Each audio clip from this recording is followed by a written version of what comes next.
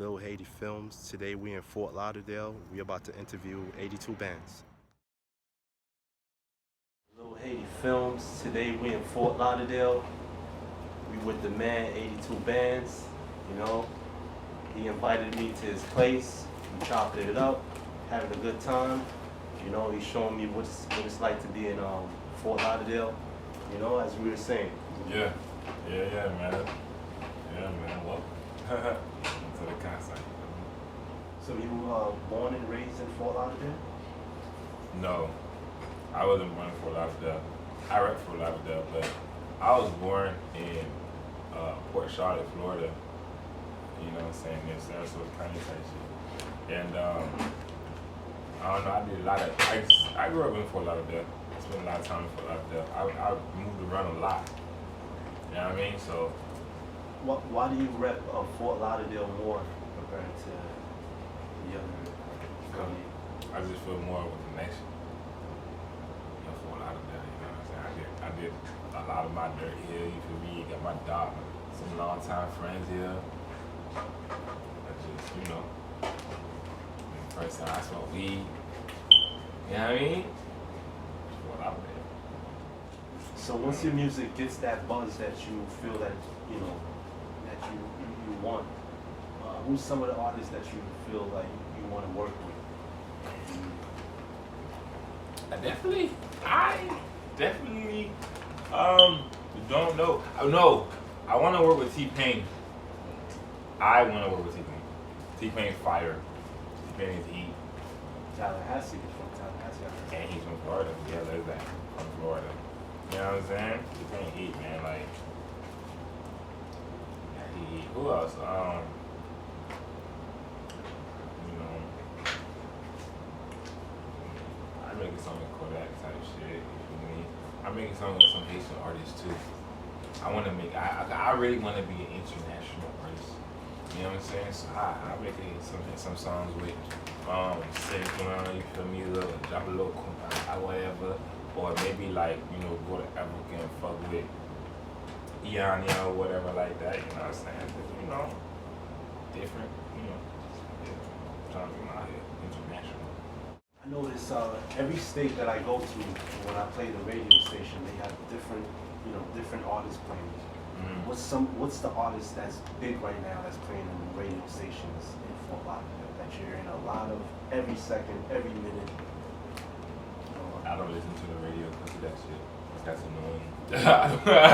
I don't listen to the radio, but right now, like, because it's like just generically the same. Like, there's a lot of Lil Baby going on. Do you think it affects your a lot of music? NBA young boy. Who music? My music? I don't listen to them boys. I mean, like they. You know how, let's say for example, you know how some actors, they may not watch. Let's say they're doing a film. They rather an old film. They rather read the book than watch the old book, like the movie, instead of acting like the old actors. So they rather come at it fresh from their perspective. Their own perspective. I feel that.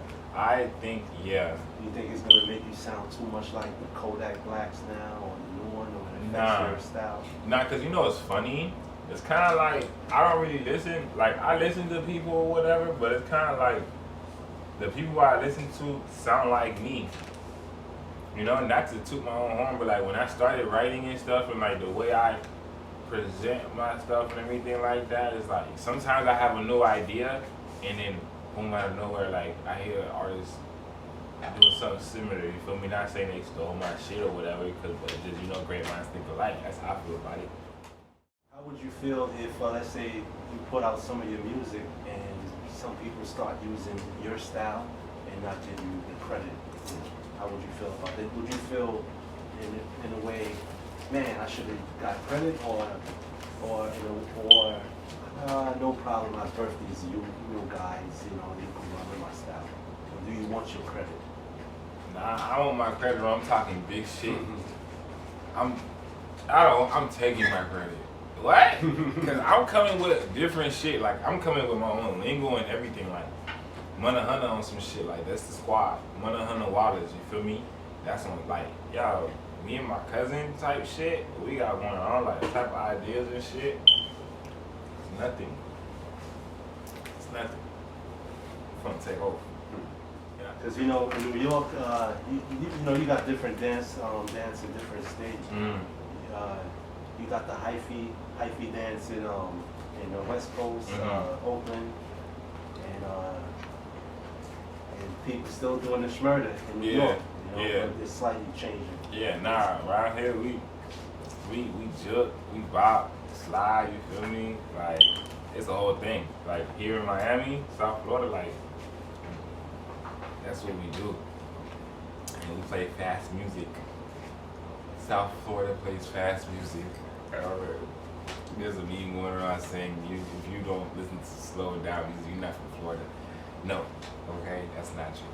That's the up north type niggas, you know, mid up north. South Florida. We speed it. That's it, you feel me? You jug, we ride. Once your music gets out there, what's some of your plans as far as investment? Do you want to invest in as far as starting a brand within your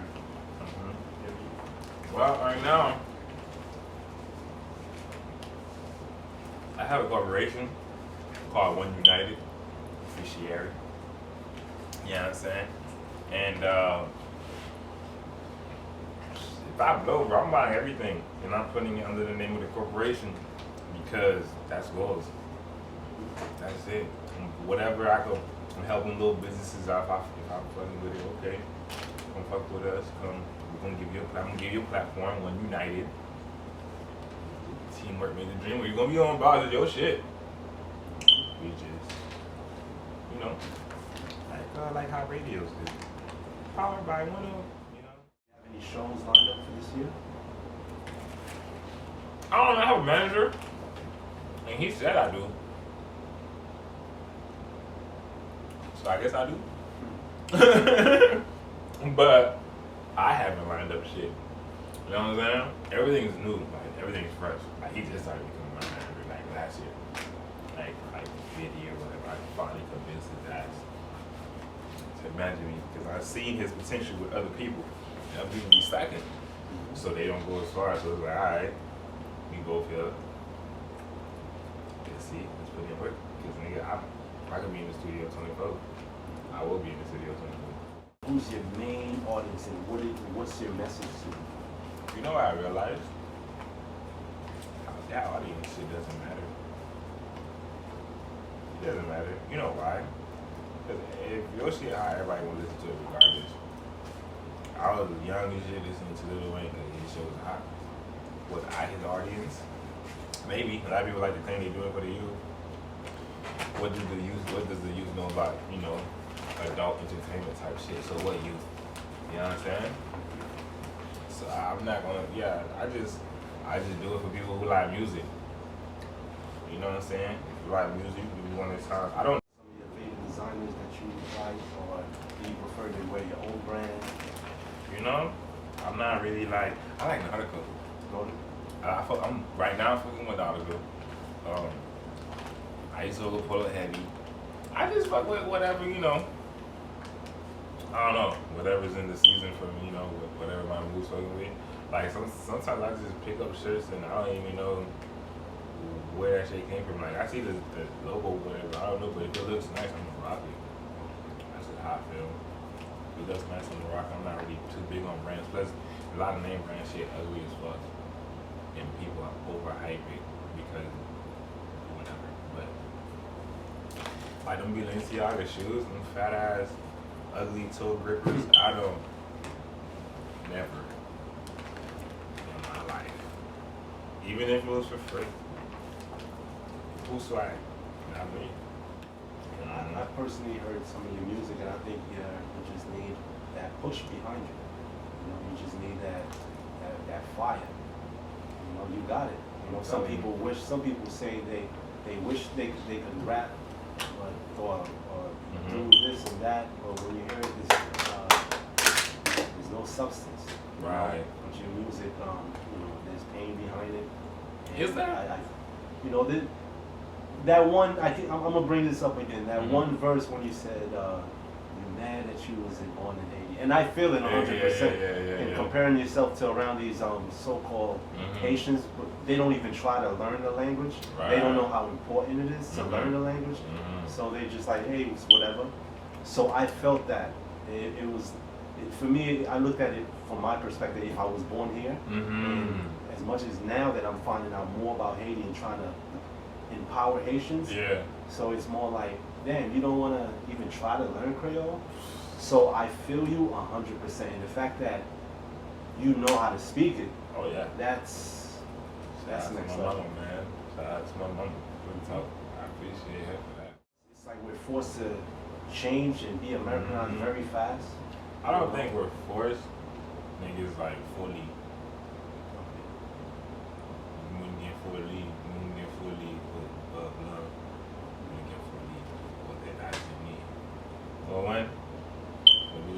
Eu pas como se oublier quando eu sou assim, não? Eu voulais escape. Do you think it's because Haitians are picked on? Because there was a point when I came to America, we were picked on. I mean, I'm sure even then till now. Not now. It's not as now, much but when I was in middle school, when I was in middle school and shit was still a little, here and there. I think the further back you go in America, at a point you see it's more rougher. Because when I came to America, there was a point they were burning Haitians in high school in class. Wow. They were setting Haitians on fire. There was a famous story at John Dewey High School in Brooklyn. And so there was a lot of people who were afraid of saying I'm a Zoe, because they're afraid of getting jumped. Kill me. Kill me. I'm kill me. I would have. And I'm taking lives with me too. What? Cause look, and I'm so happy because I know the history. I know how. I don't know. I seen the interview. Not taking shots, but I seen the interview. But somebody was like, they asked the person what does Zoe mean. It means zombie on Earth, and I was just like, okay, I guess. But I know the original. Like I've heard the story. Like you know what I'm saying? Like how that shit really started. Like the real definition was not this new shit. You know what I'm saying? I don't really care for you. I'm not a zombie nigga. I'm not dead. Fuck. That's that depressed crybaby shit. I'm not dead. But anyways. I noticed because whenever they speak on the Haitians about some of their religion, let's say voodoo, the first thing they mention, you see dead people coming out from the ground. But when Americans use voodoo, they say witchcraft. And we tend to say, it's okay. But as soon as the Haitians mention it, where they look at, they're bad, they're evil. Do you think is that kind of like a hate because there's a part of Haiti there's a part of history where you can't speak about American history without bringing up the Haitians. Oh, of course.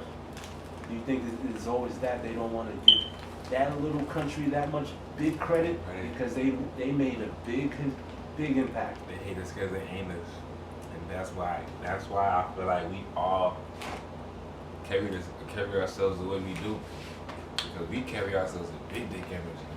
Like if you Haitian for real and you know your history, even just a little bit, cause I'm not gonna sit here and act like I know the history, but I know a little something, and I can take pride in that. You feel me? I'm not really big on research, so no, I'm not gonna go research shit. I ain't gonna lie to you, but I read here and there when it's posted. Okay, I bet, you know what I mean?